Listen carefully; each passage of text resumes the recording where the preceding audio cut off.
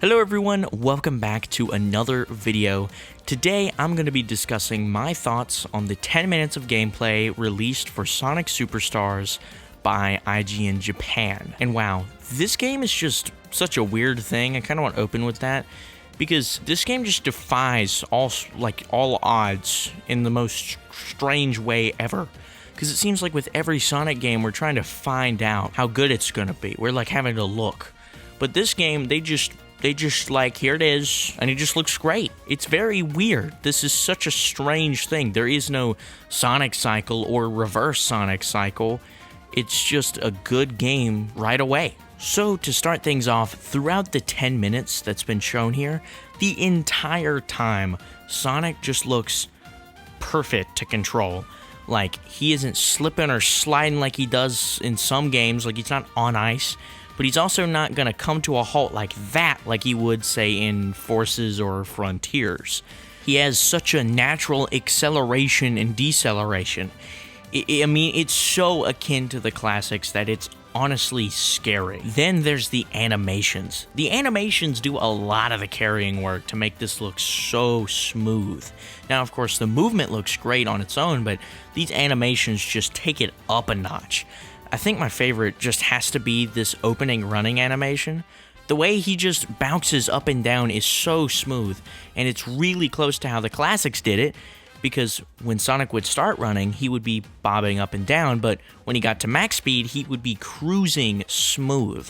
And this is replicated here perfectly. Then there's the part that I'm actually glad they did it this way. It's the way the momentum is handled. Can I say that? I don't know. Can I say that? Okay. Alright, I'm gonna try it. YouTube may strike me for this. Okay, how the momentum feels. Whew, that was kind of scary. I love the way this is handled in this game, because I like how you have to be on a slope for a long amount of time to gain speed. Because, as you can see in this clip, going down this big hill gives you a lot of speed. But going down this straight up 90-degree angle for a couple seconds doesn't really make you go very fast. I like that. I like where you have to be going on an incline for a suspended amount of time to really get any extra speed. Now, this might sound lame at first, and it kind of is if you just think about it like that. But I love how real momentum is reserved for the rolling.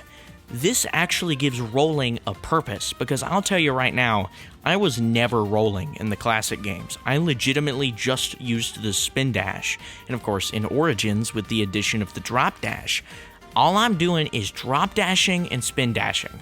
But in this game, since momentum is really reserved for the rolling, I'm probably going to use the actual rolling mechanic instead of just using a drop dash to go a little bit faster, if you know what I mean. I don't know, it kind of breathes new life into a feature that was really just used to destroy walls in Sonic 1. Then there's the level design. You know, I already expected that a 2.5D game would have good level design over the 3D games, mostly because, you know, there's more dev time that could go towards making level design in this kind of game.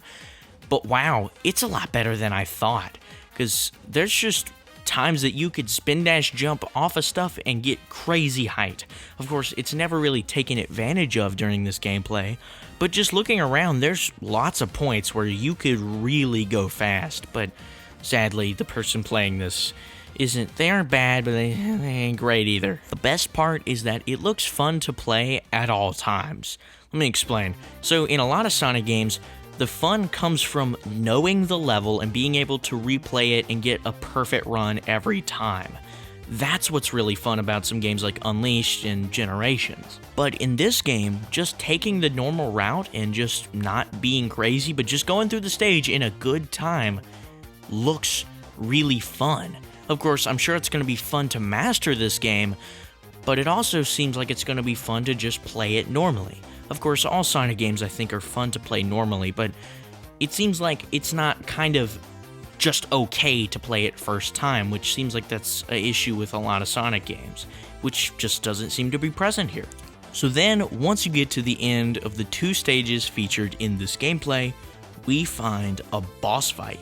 Both of these look really, really fun. I think my personal favorite has to be the first one, just because you're changing rooms, and I think that's kind of cool.